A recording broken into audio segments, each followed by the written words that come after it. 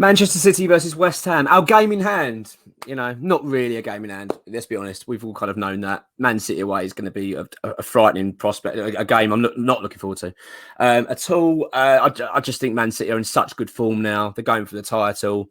I just don't think West Ham are going to get anything out of this game. I don't think we're expected to, which might suit us a little bit. We're not under major pressure for this. There's going to be no shame in it. I think the main concern for us and for West Ham in this is that the goal difference situation. We don't want to get absolutely hammered and lose that decent advantage that we've got at the moment over a few teams below us. So let's just hope we can keep it at a reasonable level, because I do think we're going to lose. Let's be honest, I don't think there'll be many West Ham fans that are expecting anything different. I think one thing, I'll come on to it actually in a minute, the West Ham lineup, but I think one thing we've got to be mindful of going into this fixture is rotation of the squad, because I talked about it in the previous video with the Palace game. I'm sorry, that was really ranty of me, that one. I was really annoyed by it, but the players are exhausted. They're really tired, and I'm really getting a bit tired of David Moyes keep playing the same players every week and then coming out at the end and saying, oh yeah, they're all exhausted. Well, just rest them then, for God's sake. You've got players at your disposal. You can rotate. That's the point of having, a squad depth. This is what happened last season. This is why we cocked up in the Europa League. This is why we've suffered in the Premier League, because players were exhausted, and it's just, we're doing it again. And it's really winding me up. So, I don't want it to be a ranty video because I did it last time. I don't want to talk about that. Talk about Man City then. They're the club. They are such a well-run football club. They really are. I know people say, well, yeah, they've bought all this, all this money injected in. So, yeah, of course they have. But they've not just splashed money. You can see, look at clubs like Chelsea. They've got money pumped into it. And look at the shambles they're in. Just because you've got money doesn't mean you're going to be successful. Man City have done it really, really well. Their recruitment is so good. The way they operate as well, they're slick, they're modern, they invest in the community, they invest in their training facilities, they invest in their stadium. They are such a well-run football club, and I look on with envy. I just wish that was West Ham. I wish that we could be experiencing something like that. Who knows? Maybe one day we will, but certainly not under the current ownership. Will ever be anything like that. They are just, what I want us to be, that sort of football club, just a really, really well-run, slick operation.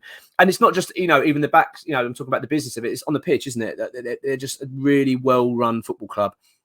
The team is just such a well-drilled, well-organised. Every department has just got the perfect player that just fits in. They've got squad rotation. They've got literally two world-class players for every position. They are really frightening, and they've got a manager that knows how to play the game and knows modern football. Very sharp, clever guy. That's why he's been so successful. And I'm pretty sure they'll win the league. I'm pretty sure of that. I just think they've got that.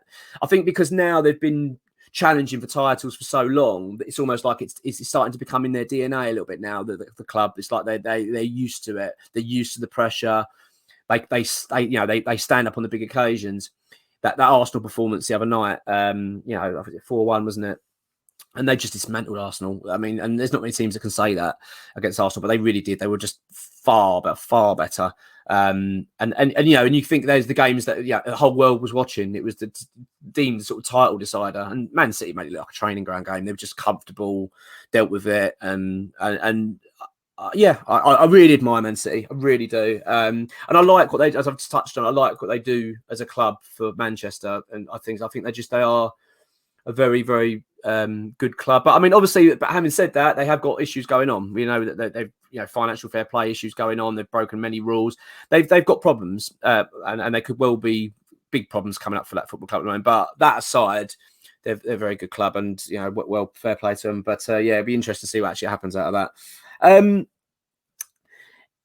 Well, so I want to talk about a couple of their players, obviously. Now, it's quite obvious to sort of, I'm going to pick out the sort of three that are quite obvious, their main players that I just think are so good. Starting with, actually, I'm really surprised how well he's done now, is Jack Grealish. I thought a little bit possibly he might be a vanity signing for them. I wasn't so sure he'd fit their system, and when he kind of started, he didn't quite work. He looked like he was sort of just been dropped in. He didn't really fit in. He didn't really get understand Pep's way of playing, which I think is understandable. He's been at Aston Villa all his career and whatnot, so you can understand it was a big change for him, a completely different style of football. but you can see now the player he is and how well he's adapting to that that new system and that new role that Pep has him playing in. And I'm really, really impressed with him. Really, I think he's been really good this season. And fair play to him. He's gone to that club and done very, very well. Yeah, very good player. And, you know, one that I really admire. I really do admire him. He was brilliant at Villa. You know, he really carried them, didn't he, for quite a few years. And now the fact he's gone to City, everyone was questioning it at the beginning why they signed him. He doesn't fit, but now you can see why. Before I could talk about one other player, I want to talk about obviously Haaland. I mean, phenomenal player. I think he's now scored. I think he's on 50 goals in all competitions this season, something like that. But it's just ridiculous, unbelievable striker. Everything you want, you know, powerful, fast, good in the air, great on the ball, great shot on him. I mean, really is just the complete package. And I dread to think what he's going to do to our defence. To be honest, we're going to have to have it's going to be a real tough evening trying to deal with him. And the other player I genuinely think is the best player in the Premier League, probably one of the best of all time, is Kevin De Bruyne. I mean, just unbelievable talented player. I love watching Kevin De Bruyne play. Big, powerful. I mean, his passing ability is up there with the best ever. I've never seen anything like it. I mean, I remember when we had Berkovic, and I still stand him as one of the best ever passers of the ball. He was brilliant at cutting defences apart, but De Bruyne is just exquisite. Such a joy to watch him and Haaland play. But it's not going to be for us, I don't think, on Wednesday. I think it's going to be a tough game for us, of course. It's going to be, you know, they're going to have 80% possession at least, and we're going to have to deal with it. It's going to be a very, very tough game for us. And they're the players.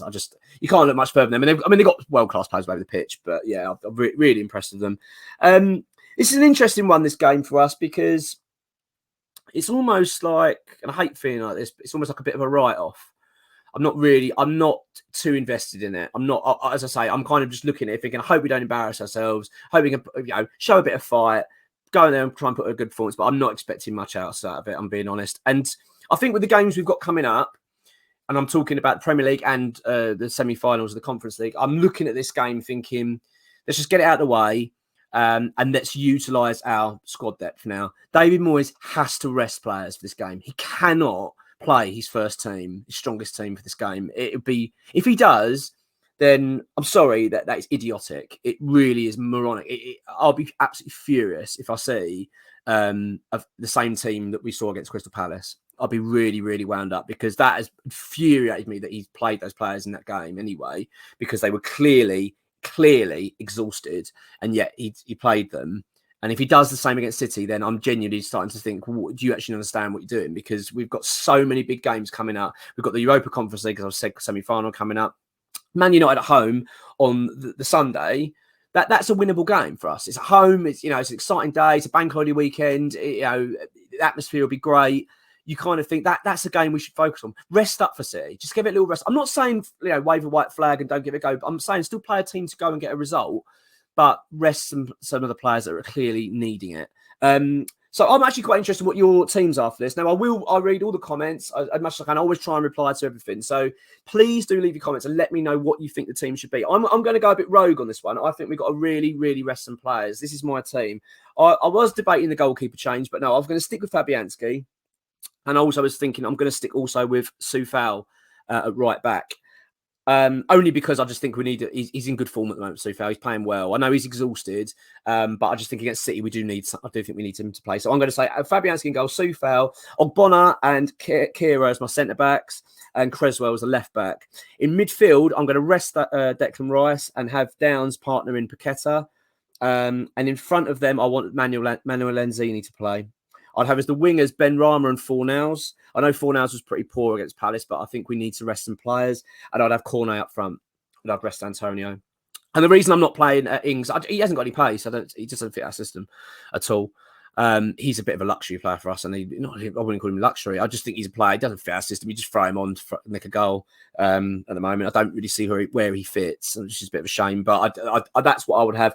And I think Cornet offers a bit of pace. And I think we'll need that, because let's be honest, the only way we're going to be getting any goals against City is purely on counter attacks. And set pieces, possibly, and set pieces, which we've shown that we're pretty good at. But yeah, that is my team. I'd rest Souček, rest Rice, I'm resting Bowen. Bowen absolutely needs a rest. He looks exhausted. And I'm really starting to get concerned because it's not just about exhaustion. It's not just the fact that these players are looking tired and we're not getting performances out of them. That's not only the worry. It's the worry is injuries.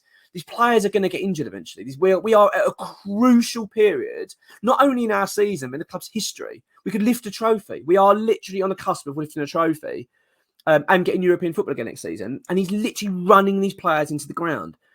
You've got to start changing them. He's got to rest players. And yeah, that is my team for me. So really interested to see what your team's going to be. Prediction for this, I think we're going to lose. I think we're going to lose 3-1. I've got a feeling we might nick a goal, but I think it's going to be 3-1. That's my prediction. I'm not looking forward to it. It's one of them games I'm going to sort of, hiding behind the sofa watching it. But, it is what it is. It's going to be a bit of a tough one to watch, but who knows? You never know with West Ham, do you? Come on, you ones.